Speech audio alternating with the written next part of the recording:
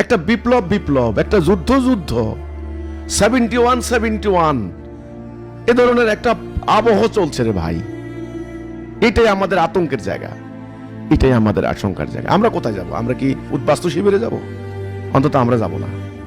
আমি কিন্তু ওই টক শোতে বক্তা না, ইউটিউবার না। আমারও তো একটা স্ট্যান্ড আছে, আমার তো একটা নীতি আছে, বা আমার তো একটা পলিসি আছে, তাই না? আমার পলিসি হলো 1 নাম্বার, এরা হানাহানি করতে করতে যদি রাষ্ট্রটাকে মানে আমাদেরকে বিপদের মুখে ঠেলে দেয়, তাহলে আমরা নামতে বাধ্য হব।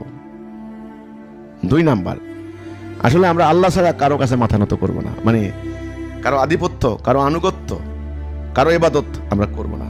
এটা আমাদের সিদ্ধান্ত। আমরা একমাত্র আল্লাহ হুকুমের আনুগত্য করব, এটা আমরা সিদ্ধান্ত নিয়েছি। তো কাজেই আমরা বিষয়গুলিকে দেখছি, পর্যবেক্ষণ করছি, ঝড় কোন দিকে আসে আমরাও খুবই সতর্ক সজাগ। কিন্তু এই দোষাদোষী পাল্টি হামলা, এটা অধিকাংশই মনে করছি রাজনৈতিক বক্তব্য। এটা আসলেই কিন্তু বাস্তবতা কিনা সেটা আরো কিছুদিন পর দেখা যাবে। কিন্তু আমরা বাংলাদেশকে ইরাক, সিরিয়া, আফগানিস্তান হতে দেব না। 1, 2 আমরা উদ্বাস্তু শিবিরে যাব না। 3 আমাদের বাংলাদেশে মগেরা দখল করবে, মিয়ানমারের সৈন্যরা দখল করবে, ইন্ডিয়ার আধিপত্যবাদ দখল করবে, এটা হতে পারবে না।